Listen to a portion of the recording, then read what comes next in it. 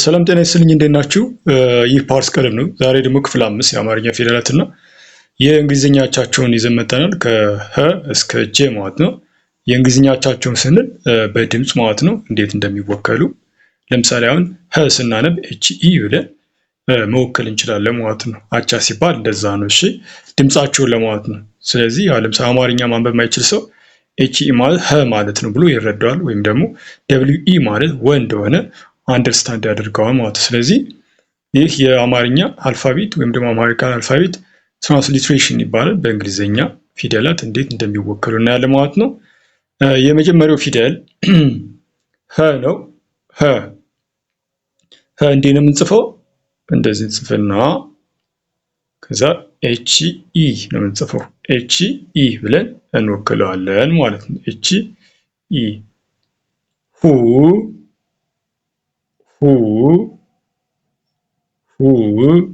ሁ ኤች ዩ ተብሎ ይጠራል ማለት ነው። ሂ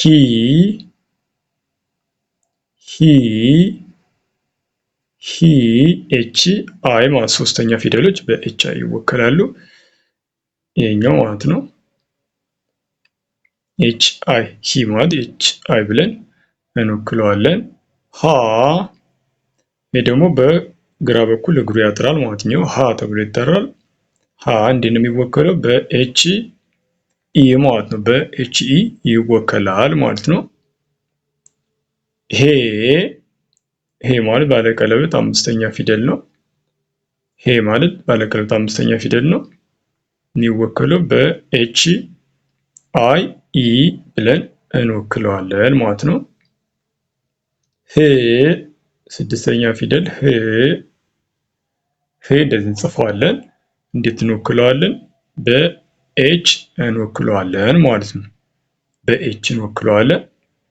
ሆ መጨረሻው ሆ ነው፣ ሰባተኛ ፊደል። እንደዚህ ከወከልን በኋላ ኤች ኦ ብለን እንወክለዋለን ማለት ነው። በእንግሊዝኛ ኤች ኦ ብለን እንወክለዋለን። ቀጣይ ወ ነው። ወ እንዴት ነው የሚወከለው? ደብሊው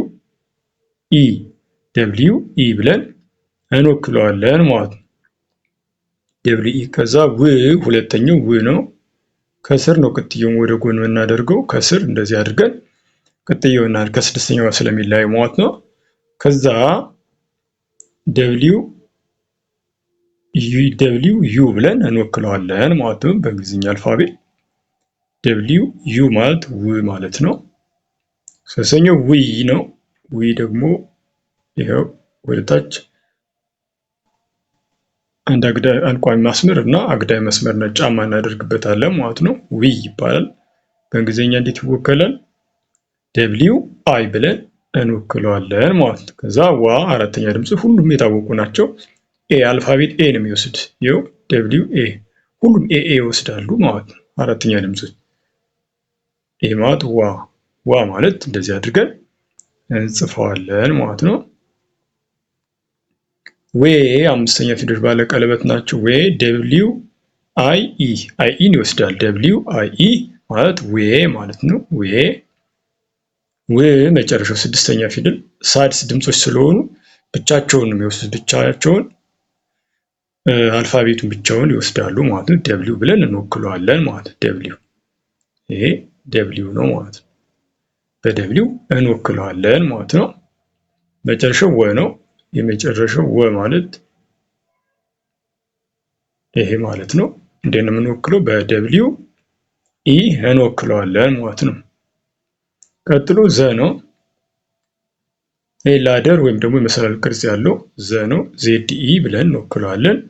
ዜድ ኢ። ዙ ከጎኑ ቅጥያ እናደርጋለን። ምን ብለን ነው የምንወክለው? ዜድ ዩ። ዚ እንደዚህ እንጽፍና እንዴት ነው የምንወክለው? በዜድ አይ ብለን እንወክላለን። ዛ እግሩ ያጥራል በየት በኩል? በግራ በኩል። ከዛ እንዴት ነው የምንወክለው? በዜድ ኢ እንወክለዋለን ማለት በዜድ ኤ ዜድ አራተኛ ድምፅ ስለሆነ ማለት ነው። ከዛ እዚህ አምስተኛ ፊደል ባለ ቀለበት ናቸው። ሁሌም ማን ይወስዳሉ? አይ ኢን ይወስዳሉ። አይ ኢ ይወስዳሉ ማለት። በተለይ ኮምፒውተር ኪቦርድ ላይ ስትጽፉ እነዚህ ነገሮች ይጠቅሟቸዋል። ዜድ አይ ኢ ብለን እንጽፋለን ማለት ነው። ከዛ ስድስተኛ ድምፅ ዜድ እንደዚህ እንጽፍና የሚወከለው በዜድ ብቻ ነው ማለት ነው። በዜድ ብቻ ስድስተኛ ድምፅ ስለሆነ ወይም ሳድስ ድምፅ ስለሆነ እንዲንወክለዋለን ማለት ነው። መጨረሻው ዞ ነው። በቀኝ በኩል እግሩ ያጥራል ማለት ነው። ስለዚህ እንዴት የምንወክለው በዜድ ኦ እንወክለዋለን ማለት ነው። ከዛ ዤ ነው። ዤ እንደዚህ አድርገን ጽፍና ሁለት ገ ፊደል በተቃራኒ ካደረግን በኋላ የምንወክለው ምን አድርገን ነው? ዜድ ኤች ኢ አድርገን እንወክለዋለን። ዡ እንደዚህ እናደርግና ከጎኑ ቅጥያ ካደረግ በኋላ የምንወክለው እንዴት ነው? በዜድ ኤች ዩ አድርገን እንወክለዋለን። ዢ እንደዚህ ከጻፍን በኋላ እንዴት ነው የምንወክለው? በዜድ ኤች አይ እንወክለዋለን ማለት በዜድ ኤች አይ እንወክለዋለን።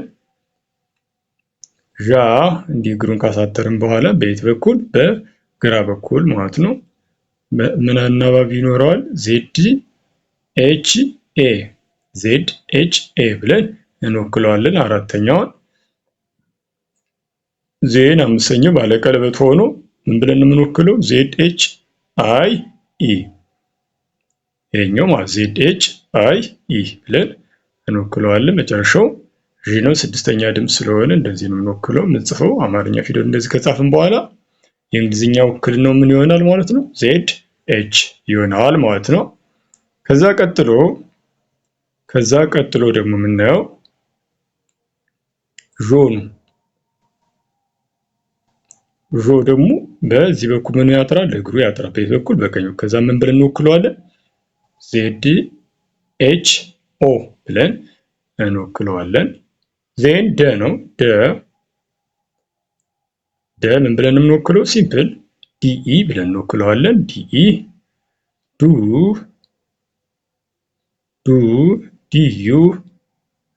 ዲዩ ብለን እንወክለዋለን።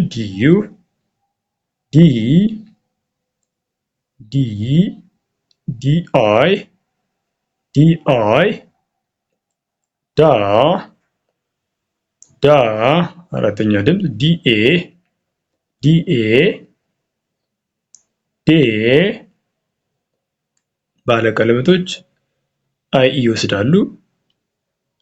ድምጻቸው ሎንግ ሳውንድ ስላላቸው ነው። እሺ አይ ኢ የሚወስዱት ዲ አይ ኢ ብለን እንወክላቸዋለን ማለት ነው። ከዛ ስድስተኛው ዲ ምን ብለን እንወክለዋለን? በዲ ብቻ ሪፕሬዘንት እናደርገዋለን ማለት ነው። መጨረሻው ዶ በየት በኩል እግሩ የሚያጥረው ደግሞ በቀኝ በኩል ሪፕሬዘንት የምናደርገው በዲ ኦ ይሆናል ማለት ነው። እዚህ መጨረሻው ጄ ነው። ጄ ማለት እንደምትሆን እንደ ደ እናደርግና ካናቱ ላይ እንደዚህ ካደረግን በኋላ ሪፕሬዘንት የሚደረገው በጄ ኢ ይሆናል ማለት ጄ ኢ። ጁ በእንግሊዝኛ ጄ ዩ ብለን እንወክለዋለን። ጄ ዩ ጂ ጫማ ያላት ጂ ከጻፍን በኋላ አማርኛው እንግሊዝኛው ደግሞ ጄ አይ ብለን እንወክለዋለን። ጃ እግሩ ያጥራል። በየት በኩል? በግራ በኩል።